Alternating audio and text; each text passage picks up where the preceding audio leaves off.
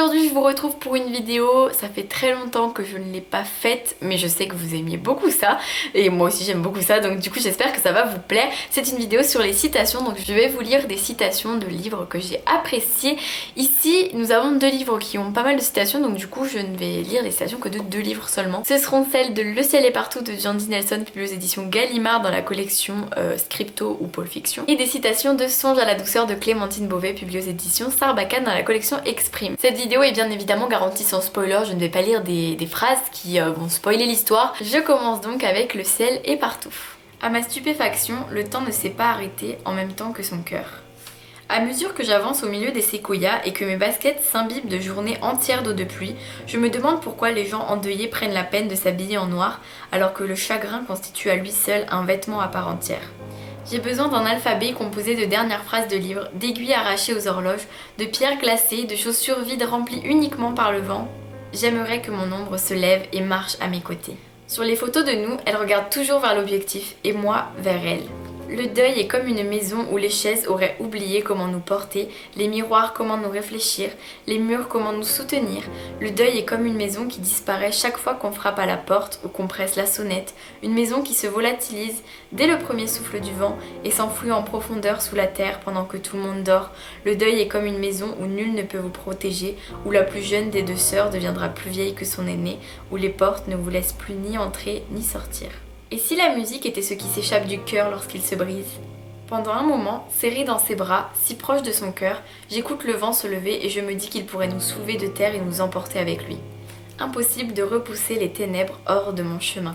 Il était une fois deux sœurs qui n'avaient jamais peur du noir, parce que le noir transportait leur voix à travers la chambre, parce que même quand la nuit était profonde et sans étoiles, elles revenaient à pied de la rivière, en jouant à qui tiendrait le plus longtemps, sans allumer sa lampe de poche et sans avoir peur, car parfois, au cœur de la nuit, elles s'allongeaient sur le dos au milieu du sentier, pour regarder le ciel jusqu'à ce que les étoiles reviennent, et alors, elles levaient les bras pour les toucher, et elles y arrivaient.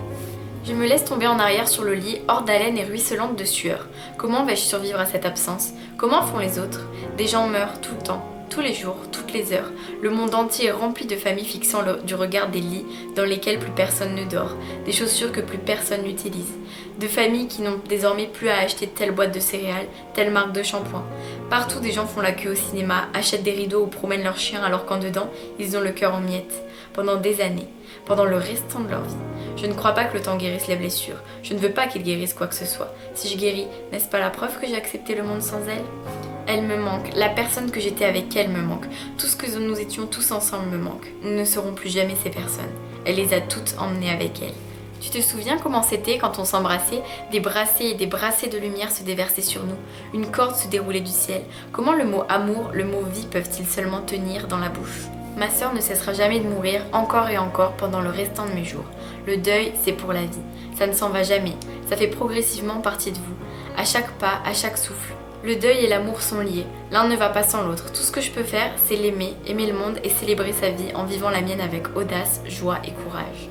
J'enchaîne maintenant avec Songe à la douceur de Clémentine Beauvais. Je les ai précieusement gardées car elles me plaisent bien. Elles sont marrantes, mais pas seulement. Elles ont cette douce disgrâce des choses qu'on trouvait belles avant, cette saveur aigrelette des paroles que l'on regrette, quelques années plus tard.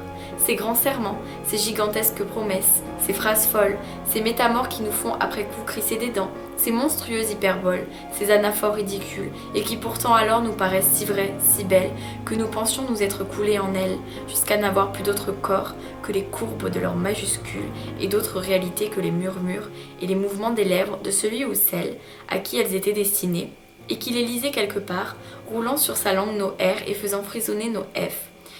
Il nous semblait alors que nous n'étions rien de plus et rien de moins que ce souffle chaud, la sculpture de nos mots ouvragés par ses lèvres. Il a le mal d'un siècle qui n'est pas le sien, il se sent l'héritier amer d'un spleen ancien, tout est objet d'ennui pour cet inconsolable ou de tristesse extrême, atroce, épouvantable.